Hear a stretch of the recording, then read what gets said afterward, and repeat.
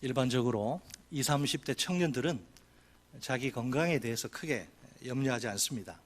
다른 건 몰라도 건강 하나만큼은 자신이 있다 이렇게 생각하기 때문입니다. 그러다가 40대 중반을 이제 넘어가면서 슬슬 건강에 대해 신경을 쓰게 됩니다.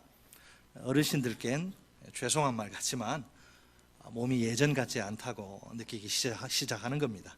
그러다 보니 자연히 건강에 대한 관심이 증가합니다. 그래서 국가에서 실시하는 정기 건강 검진을 꼬박꼬박 챙깁니다.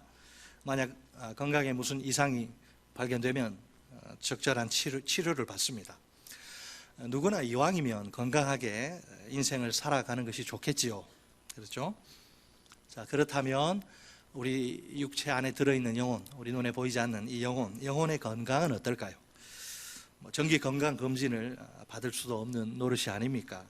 무슨 수로 건강 여부를, 내가 건강한지 병들었는지 어떻게 확인한단 말입니까? 여기에 우리 영혼의 건강을 측정할 수 있는 한 가지 중요한 기준이 있습니다. 뭘까요? 그것은 십자가 구원의 은혜에 대한 감격입니다. 뭐라고요? 십자가 구원의 은혜에 대한 감격. 과연 주님의 피 묻은 십자가 앞에 설 때 내 영혼은 어떻게 반응합니까? 오늘 본문은 바로 앞 단락인 니고데모와의 그 대화와 긴밀히 연결된 내용입니다. 예수님의 지금 입에서 나온 말씀이 아니고 지금 요한이 예수님의 이 독백을 마치 자신의 그 부연 설명으로 지금 사용합니다. 예수님의 가르침이 계속되고 있다는 사실을 간접적으로 드러내는 것이지요. 조금 전까지 구원은 오직 하나님에게서 나온다, 이걸 가르치신 예수님이십니다. 본문은 또다시 하나님의 손으로만 가능한 구원을 제시합니다. 인자 예수님이 들려 올려지는 십자가 사건의 진정한 의미도 등장합니다.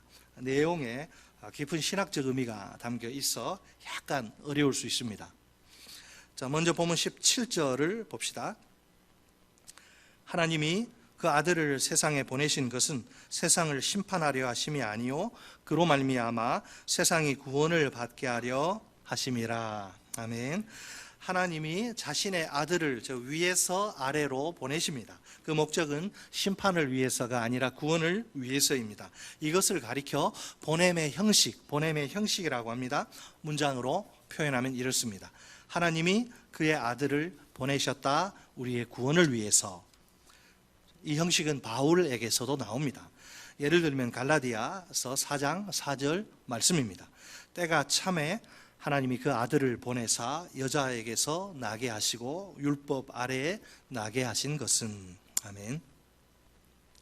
이 보냄의 형식에는 한 가지 사상이 전제되어 있습니다.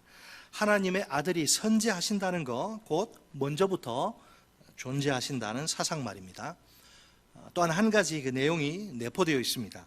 하나님의 아들이 그분의 전권 대사로 그분의 대권을 위임받아 그분의 뜻을 집행하신다는 겁니다. 하나님은 자신의 아들을 위에서 아래로 보내십니다. 그리하여 아래 세상에서 위 세상에 영원한 진리를 나타내게 하십니다. 또한 죽은 자를 살리는 능력을 나타내게 하십니다. 그 결과 이 아래 세상, 원래 구원이 없는 이 아래 세상에서 위 세상의 구원 가능성이 열리게 됩니다. 자, 그런데 이 모든 것은 순전히 전적인 하나님의 은혜입니다. 우리 다 같이 본문 16절 말씀을 한 목소리로 읽겠습니다. 16절 시작. 하나님이 세상을 이처럼 사랑하사 독생자를 주셨으니 이는 그를 믿는 자마다 멸망하지 않고 영생을 얻게 하려 하심이라. 아멘. 자, 이 내용을 지금 가리켜서 내어줌의 형식이라고 합니다.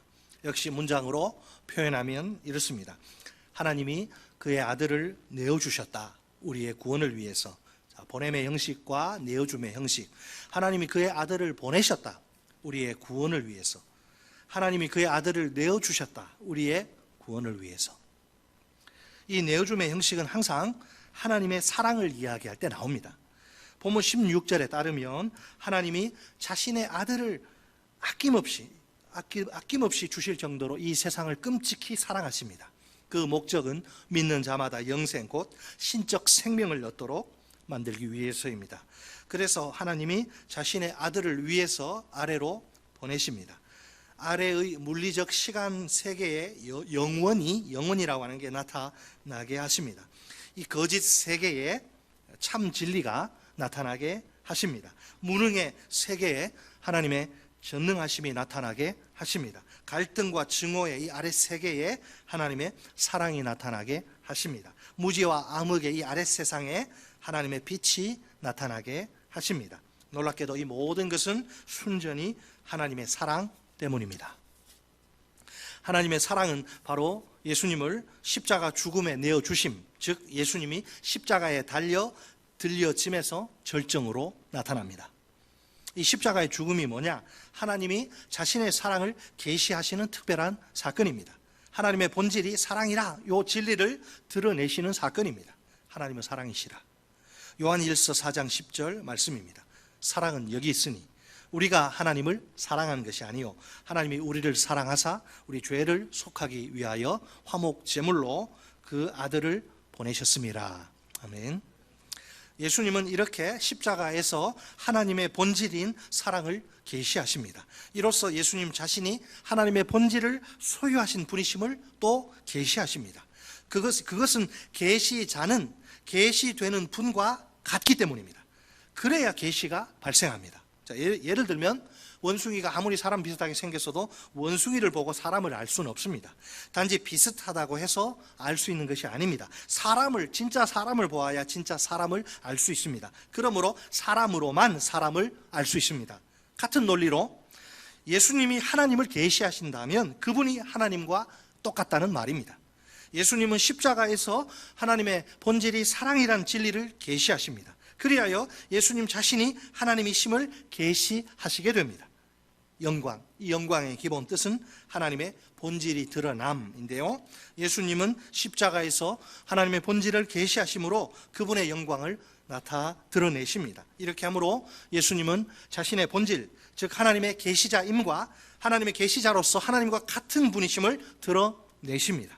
그러므로 십자가는 하나님의 본질을 드러내는 동시에 예수님의 본질도 드러냅니다. 다시 말해 하나님의 영광도 나타내면서 예수님의 영광도 나타냅니다.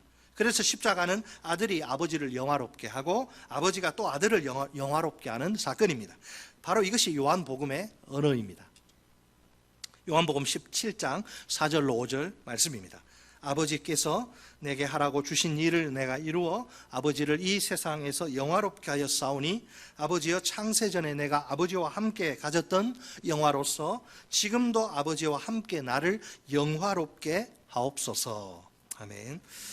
위에서 오신 예수님이 십자가에 들려 올려짐으로써 하나님의 사랑과 능력을 계시하십니다.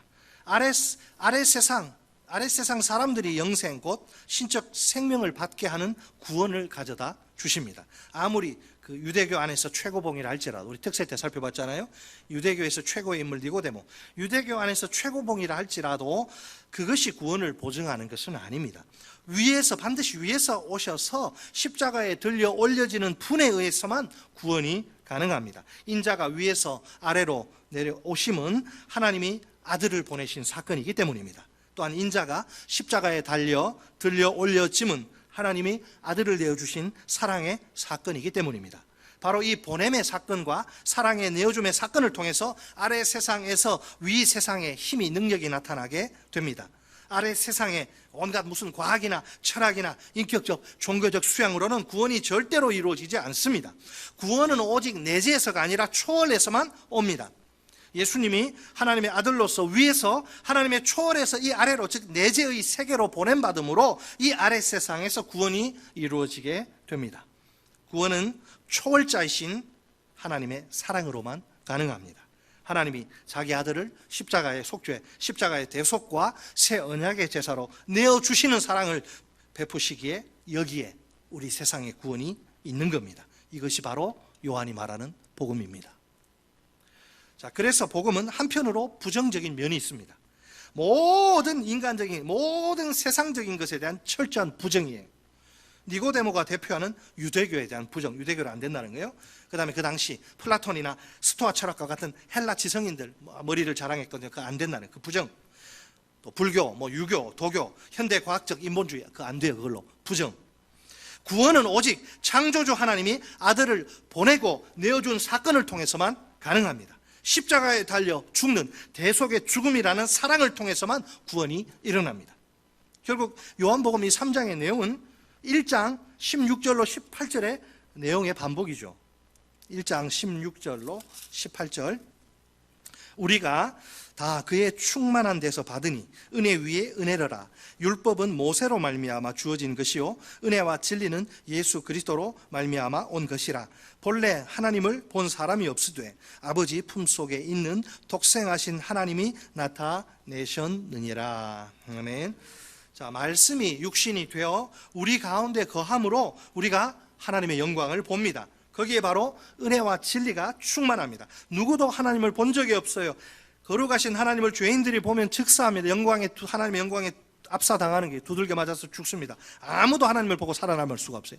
누구도 하나님을 본 적이 없어요. 그래서 그러나 하나님에 대한 진리를 보고 하나님을 영접할 수 있는 그 가능성이 시작됩니다. 왜냐하면 하나님이 그 자신의 독생자를 통해 오직 독생자를 통해서만 자신을 보여주시기 때문입니다. 이것이 온 인류에게 복음, 즉 좋은 소식입니다. 이제 본문 18절로 21절은 필연적으로 이루어지는 심판을 우리에게 소개합니다. 그리스도의 그 십자가에 나타난 하나님의 계시에 대한 인간의 반응은 딱 둘로 나뉩니다. 소수는 이 계시를 깨달아 지식과 믿음에 이르러 구원을 받습니다. 하지만 다수는 그것을 끝까지 거부합니다. 그 결과 그들에게 심판과 멸망이 쏟아집니다. 본문 17절에 의하면 하나님이 그의 아들을 보내신 목적은 너무나 확실하죠.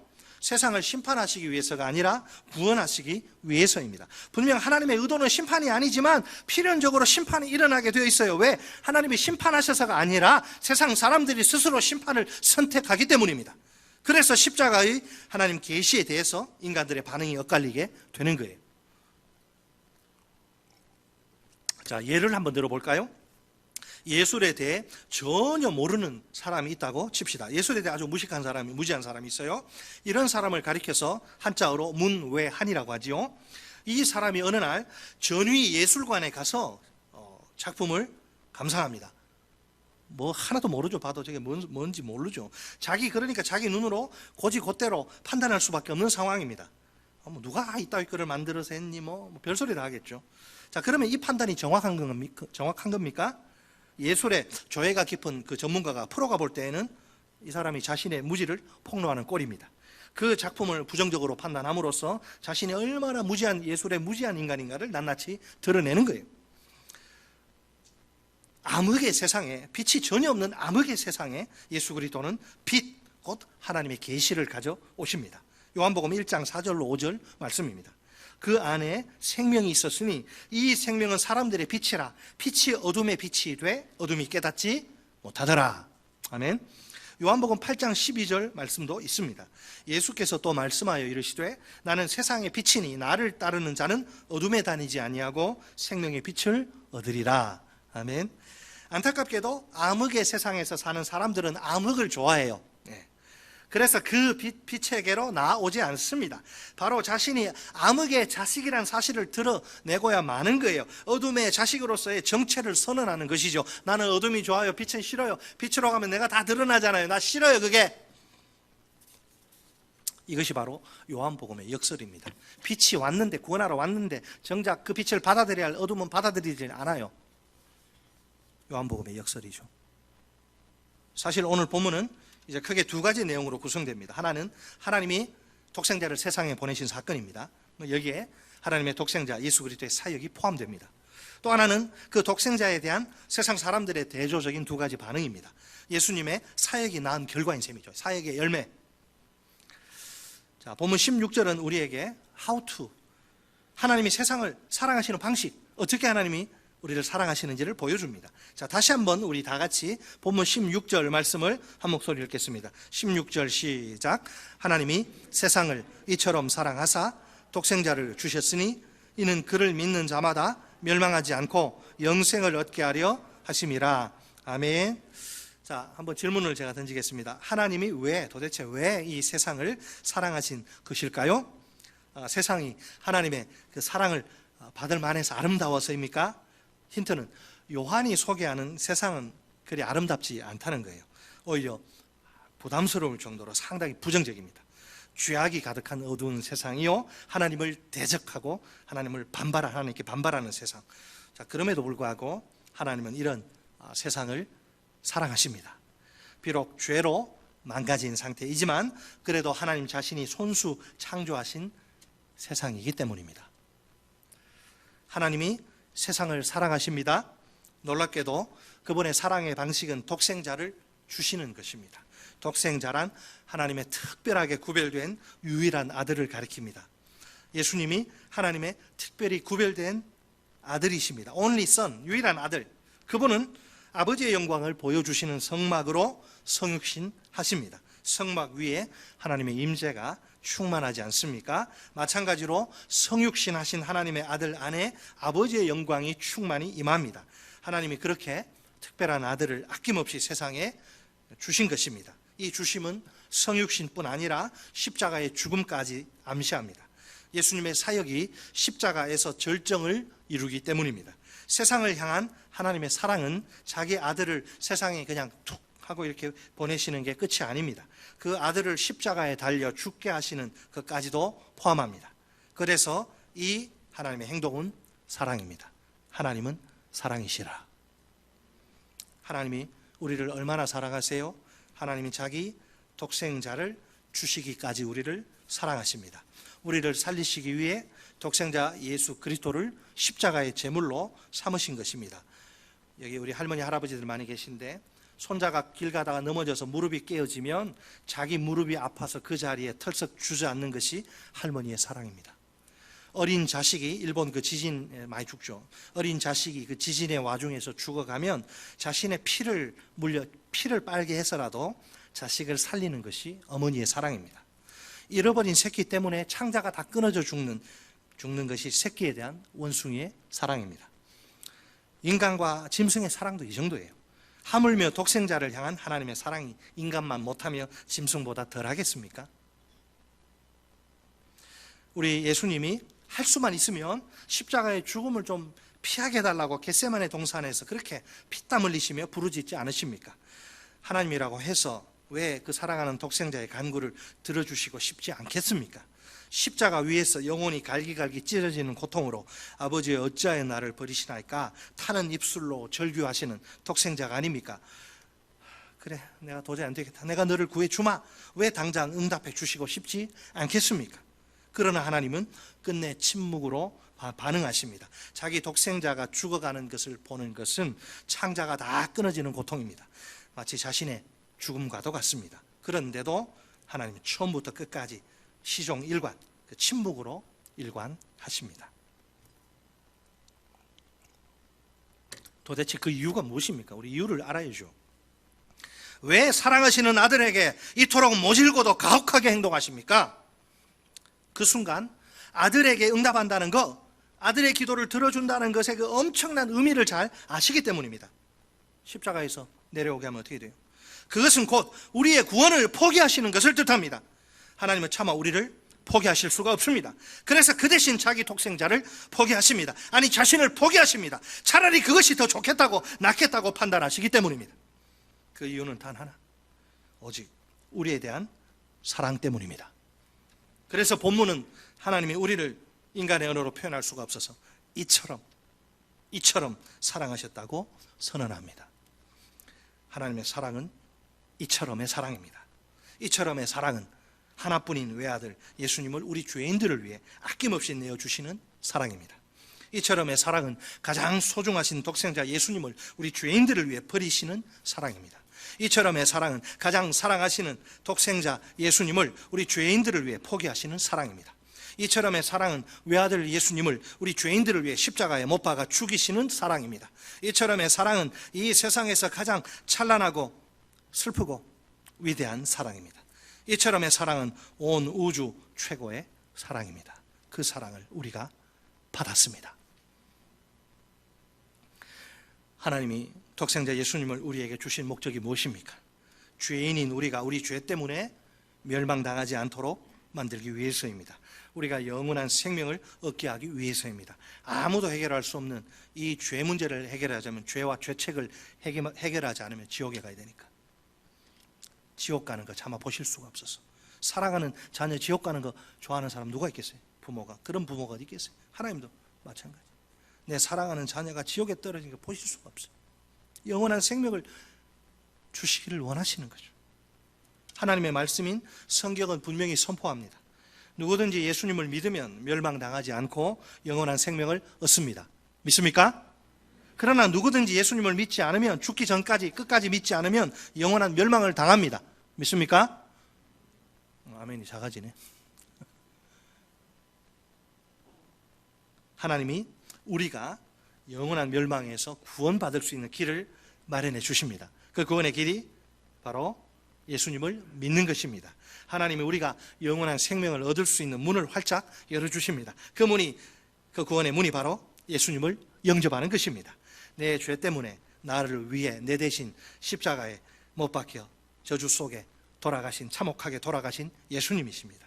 이 예수님을 나의 구세주로, 세이비어로, 예수 외에는 구원이 없다, 예수 외에는 다 지옥이고 멸망이다, 예수님을 나의 구세주로, 세이비어로 믿어야 합니다. 이 예수님을 나의 주님으로, 나의 롤, 킹, 나의 주인으로 영접해야 합니다. 누구든지 사람을 가리지 않습니다. 인종, 국적, 민족, 누구든지 예수님을 나의 구세주와 주님으로 믿기만 하면 됩니다. 그러면 내 모든 죄가, 과거와 현재와 미래 모든 죄가 깨끗이 용서받습니다. 내가 영원한 멸망에서 구원받고 그 대신 영원한 생명을 누립니다. 얼굴이 못생겨도 괜찮고, 견적이 안 나와도 괜찮고, 학벌이 좀 부족해도, 가방끈이 좀 짧아도 아무 상관없어요. 돈이 별로 없어도 걱정 없습니다. 집안이 별일 없어도 문제 없습니다. 다른 조건은 아무것도 필요하지 않습니다. 오직 믿음, 오직 예수 믿음이에요. 따라서 하시면 오직 믿음, 오직 예수 믿음, 그 외에는 다 지옥. 반면에 아무리 얼굴이 잘생겼어도, 성형외과 갔는데 왜 왔니? 수술 받으러 왔는데 얼굴 고치러 왜 왔니? 그냥 아주 너무너무 견적도 안 나온 너무 완벽한 얼굴. 아무리 얼굴이 잘생겼어도, 아무리 학벌이 좋아도, 가방끈 길어도, 아무리 돈이 많아도, 아무리 집안에 남들에게 자랑할 것이 넘쳐나도 예수님을 나의 구세주와 주님으로 믿지 않으면 정말 절단납니다. 큰일 납니다. 꼼짝없이 영원한 지옥 형벌을 당해야만 합니다. 여기에 거듭남, 곧 본어게인, 중생이 절대적으로 필요한 이유가 있습니다. 거듭나지 않은 자연인은 결코 자기의 죄를 회개할 수 없어요. 예수님을 구세주와 주님으로 믿기는 더더욱 불가능합니다. 그 영혼이 허물과 죄로 이미 죽어버렸기 때문입니다. 그는 하나님을 향해서 그분이 기뻐하실 만한 어떤 올바른 반응도 할 수 없습니다. 뿐만 아니라 인간 자신에게는 거듭남의 가능성이 아예 없습니다. 이 세상 그 어디에도 거듭남의 방법은 없습니다. 세상에는 구원이, 이 아래 세상에는 구원이 없어요. 그러므로 우리가 받은 이 거듭남의 축복은 전적인 하나님의 은혜입니다. 거듭남을 통한 하나님께 대한 회개와 주 예수 그리스도께 대한 신앙 고백도 일방적인 하나님의 은혜입니다. 무조건적인 하나님의 은혜입니다. 할렐루야. 내가 죄를 회개하고 예수님 믿은 거 절대로 내 힘으로 된 일이 아닙니다. 내가 남들보다 똑똑하고 잘나서 인간성이 좀 좋아서 예수님 믿게 된 것이 절대로 아닙니다. 내가 구원과 영원한 생명을 얻기 위해 한 일은 아무것도 없어요. 하나님이 거듭남의 은혜를 베푸셔서 내가 내 영혼이 다시 살아나서 내가 내 죄를 복음 앞에서 회개한 것입니다. 내가 예수님을 믿게 된 것입니다. 우리 주위를 한번 둘러봅시다. 자기가 하나님 앞에서 이 죄 문제를 해결하지 못하면 멸망당할 수밖에 없는, 영원히 멸망당할 수밖에 없는 큰 죄인이라는 사실을 깨닫지 못하는 사람들이 얼마나 많습니까? 그들은 자기의 죄를 결코 회개할 수 없습니다. 예수님이 하나님의 아들이요 자기를 죄와 죽음에서 건져주실 구세주라는 사실을 절대로 믿을 수 없습니다. 그들에게는 구원이 있을 수 없습니다. 영원한 생명도 그들의 것이 될 수 없습니다. 이유는 단 한 가지뿐입니다. 그들의 영혼이 거듭나지 않았기 때문에, 허물과 죄로 죽은 시체이기 때문에. 자, 그렇다면 이 세상에 거듭남보다 더 중요한 것, 더 시급한 것은 아무것도 없습니다. 거듭남은 인생 최대의 문제입니다. 자, 이 시간 제가 설교 시작하면서 우리 육신은 이제 정기 건강검진 통해서 이렇게 체크가 된다 그랬는데 영혼은 어떻게 한다 그랬어요? 십자가 구원의 감격이라 그랬어요. 이 시간 우리 영혼의 건강 상태가 어떤지 점검해 봅시다. 하나님이 우리 죄인들을 사랑하십니다. 그분의 사랑의 방식은 참으로 놀랍기 짝이 없습니다. 특별하게 구별된 유일한 아들, 즉 독생자를 주시는 것입니다. 하나님은 십자가 위에서 부르짖는 그 아들의 기도를 철저히 외면하십니다. 그 이유는 차마 우리를 포기하실 수가 없기 때문입니다. 그 대신 하나님은 차라리 사랑하시는 그 아들을 포기하십니다. 요한은 그 사랑을 가리켜서 표현할 길이 없어서 이처럼의 사랑이라고 표현합니다. 우리 가운데 이처럼의 사랑을 받을 만한 자격 있는 사람 아무도 없어요. 우리 모두는 영원한 멸망에 떨어져야 마땅한 죄인들이기 때문입니다. 이런 우리 죄인들에게 영원한 생명을 주시기 위해 독생자 예수님이 십자가에서 피 흘려 몸 찢겨 죽으십니다. 그래서 이처럼의 사랑은 우리 모두에게, 우리 누구에게나 전적인 하나님의 은혜입니다. 독생자 예수님이 나를 살리시려고 내 대신 십자가에 못 박혀 몸 다 찢어지고 피 다 쏟고 저주와 진노 속에서 참혹하게 인간이 죽을 수 있는 가장 비참한 방법으로 죽으시다니요. 로마인들은 십자가형을 하지 않아요. 십자가에 그냥 쳐다보지도 못. 다 노예들이나 반역자들, 가장 그 해서는 안 돼 악독한 형벌. 십자가에서 사람 바로 죽지 않습니다. 예수님은 드문 케이스예요. 보통 일주일 동안 1000번 이상 까무러친다 그래요. 그 고통에. 그래서 유일한 자비는 빨리 죽여주는 거. 그래서 로마 군병이 예수님 고통하니까 빨리 돌아가시게 하려고 와서 보니까 이미 돌아가셨잖아요. 그런 케이스가 없어요. 빨리 안 죽습니다. 어쨌든 예수님이 나를 살리시려고 여러분 죽으셨어요. 슬프지 않습니까? 여러분 슬프지 않으세요? 왜는 과연 여러분 오늘 내 영혼 속에 십자가 구원의 감격이, 나를 위해서 십자가에서 죽으신 주님, 십자가 구원의 감격이 살아있습니까? 십자가 구원의 은혜를 진정으로 마음속 깊이 깨달은 주의 백성들을 보세요. 그들에게는 신비한 기쁨이 있습니다. 세상 환경 상황 거기에 매이지 않아요. 세상이 결코 할 수도 없고 줄 수도 없는 하늘의 기쁨입니다. 가슴 떨리는 감격과 눈물 젖은 찬양도 있습니다. 불타는 헌신과 충성도 있습니다. 얼마나 아름다운지요. 슬프게도 아직 우리 주위에는 이처럼의 사랑을 알지 못한 채 하루하루 살아가는 많은 사람들이 있습니다. 그들은 우리 부모나 배우자나 자녀일 수 있습니다. 혹은 친한 친구나 직장 동료나 선후배일 수도 있습니다. 아니면 매일 동네에서 만나는 이웃일 수도 있습니다. 지금은 우리가 그들을 위해 울어야 할 때입니다. 특히 우리 주위의 비신자들을 VIP로 품고 기도와 사랑으로 섬겨야 할 때입니다. 우리를 사랑하시는 하나님이 허물과 죄로 죽은 그들의 영혼도 성령의 역사로 살려주시도록 간절히 은혜를 구해야 할 시점입니다. 영원한 파멸과 멸망을 향해 달려가는 그들의 영혼을 더 이상 그냥 가만히 보고만 있을 수는, 방치할 수는 없습니다. 허물과 죄로 죽은 우리 주위의 수많은 영혼들이 하나님의 은혜로 거듭나 참된 회개와 믿음에 이르게 되기를, 그래서 구원과 영생을 누릴 수 있기를 주 예수 그리스도 이름으로 축원합니다. 우리는 세상 속에서 영혼들을 향해 구원의 다리를 놓는 하나님의 아름다운 사람들입니다.